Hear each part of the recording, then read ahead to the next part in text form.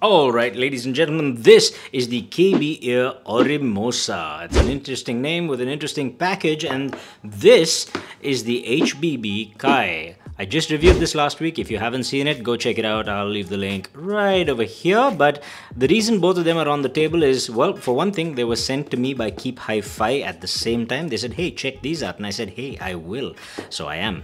But also because I think this is diametrically opposite to this in terms of sound signature. Now, if you haven't watched this, go watch it, please, and hit that subscribe and all that jazz. But basically, this, well, it's a warm, dark IEM with lush, intimate vocals and not much treble extension. That is the gist of it, okay?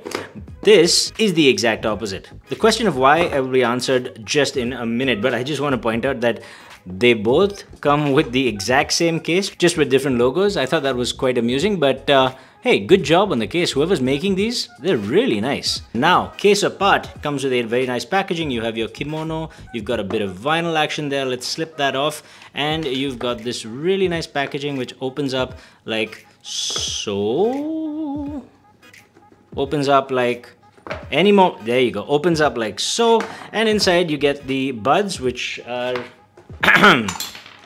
you get the buds. Alright, couple of things about the earphones that I want to point out. Number one, these do not go over and around your ear. This actually fits like earphones of ye olde days. But to combat the microphonics issue, this is a very thin and supple, light, almost thread-like wire.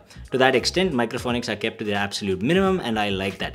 Also, these are detachable MMCX cables, so you can change them out if you so wish. Now that we've got all that out of the way, how do they actually sound? Okay, let's put up a frequency response chart. You see that chart? There's a little bit of strangeness. There's a lot of strangeness going there, but really the issue is that smack in the middle. Now on the left hand side, you'll see that bass boost. It's quite boosted, but it doesn't sound like it. It almost sounds like they've got the balanced armature doing a lot of the work. You have the bass, but it is decidedly not a bass head IEM. Instead, what you get is a relatively tightly controlled bass and sub bass, and what seems to me to have a little more detail as well, especially compared to the HBB Kai. On the other end of the spectrum, you have the highs, which are fairly well extended. Although they do get a little wonky, there's a little bit of smearing in the highs that I can hear, but overall, well extended highs that give it a sense of air and a sense of space. In fact, staging and imaging are quite nice. If you want to use these for gaming, they're really not that bad. But the wonkiness, that's right there down the middle. See, it's an odd mix. You can clearly see it's a V shape, and because of that you get the lower mids, which are muddied because of that mid-bass bleed, and then you get the upper mids, which have the scooped out section between 1 and 2 kilohertz, which means that higher register male vocals and female vocals and guitars, they all sound sort of thin and sharp, which is exactly the opposite of what the HBB Kai gives you.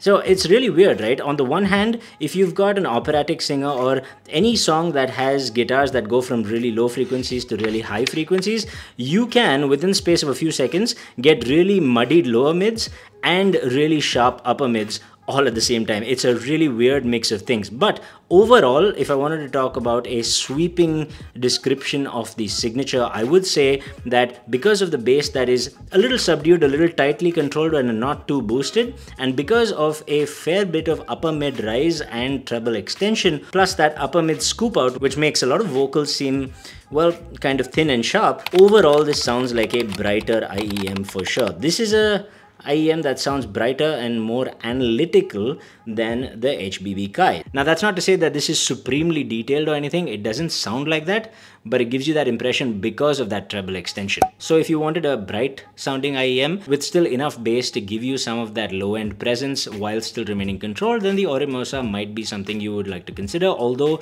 in my personal opinion, with all the options in the market and the great tuning you're getting at the lower price ranges, for $100, I think they could have done a little bit better. There you have it, the KBEAR Orimosa. Till next time, stay happy, stay peaceful, stay colorful.